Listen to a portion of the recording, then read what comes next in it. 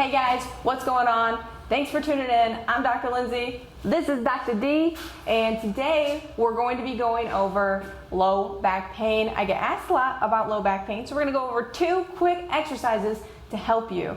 But first, I would appreciate it if you would like and subscribe to this channel. We appreciate your support and everything that you do for us. All right, so let's get into it.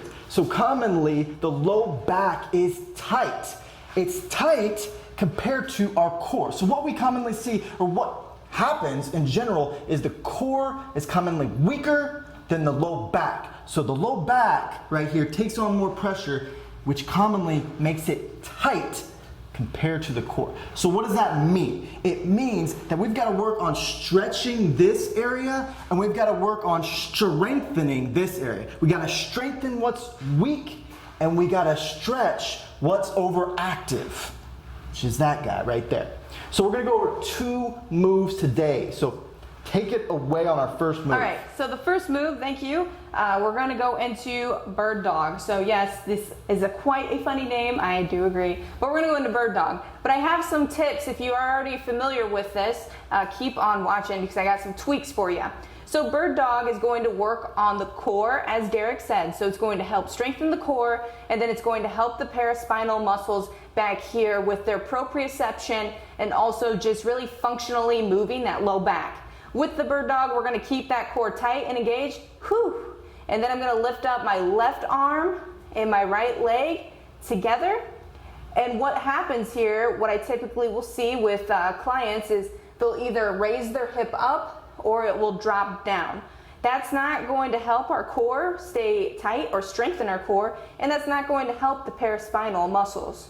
No, because like she said, we want to make sure that we're actually using that core, because we want to try to strengthen that. And one thing I want to point out, you notice her neutral spine while she's doing it? Because if she doesn't have a neutral spine and her back is caved in, she's activating the lumbars or that low back more. But we don't want to activate them more. We want to start to stretch them and strengthen that core. So I want to point that out. Correct, yeah. So last thing I want to say on this, we'll move on to the next, is when we're doing bird dog, this is meant to go slow and controlled. Keep the pelvis parallel to the floor. Keep the core tight like Dr. D said, and hold it, and then come back down. You can stay on the same side, raise up the leg and arm, hold it, and come back down, okay? I like to do 5 sets each side for about 3 rounds, so that will do you good. Next move is going to be the dead bug. Yep. So we're gonna go into this. This is a very core-centric move. Yes, it is. And the key thing is, I know you're about to mention it too, yes, is a lot of people, what they'll do in this movement is they'll hyperextend that low back. So what does hyperextend mean? It means having too much of that arch. You see her back coming up, that arch, that's hyperextending it. What that's doing is shortening the muscles of our low back. That means it's making it tighter. And again, like we discussed, we don't want them to be tighter. We want to stretch them while strengthening our core. So this move, it can be done very wrong. So what we want to do is try to bring that low back closer flat to the ground. So when she did that, did you notice her low back now is touching the ground, but she also moved her pelvis, right? She had to move her pelvis in order to get her low back touching the ground. Now, when she first goes into the movement, she's got to keep that low back on the ground.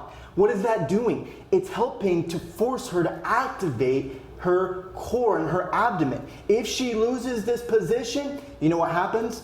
The low back takes over. And we don't want that, because the low back, it's a powerful thing and it wants to take over. It doesn't want to listen to you, but you've got to force it to, because it wants to overcome that core. It just does.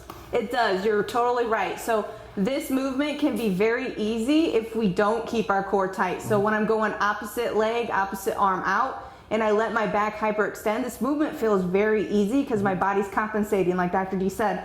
But what I want to do is, when I'm doing opposite leg, opposite arm out, I'm trying to focus on keeping my core tight and my back flat onto the floor. And my core is actually very engaged right now that I'm shaking. Okay, so again, I like to do, 5 reps each side. 3 rounds through is great to help relieve that low back and to engage that core. But again, we really have to work on tucking these hips and working on that motor control, because that's what we have lost over time. as we age is a lot of that motor control of our spine neutrality. And like we said at the beginning, that's a weak core and a very overcompensated tight low back, bending, picking up laundry, your kids, back squatting with the axial load, sitting all day at the computer desk puts a lot of load on our spine. That low back is the bully, man. He wants to take over, and if you let him, he will take over every time. Exactly. Every time. So go ahead, try out those 2 moves for me. Let me know in the comments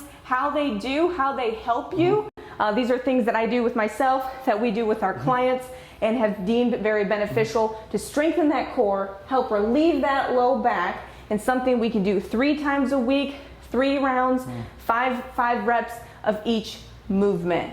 Don't forget, if you enjoyed this, please subscribe, like. We appreciate y'all so much, and have a fantastic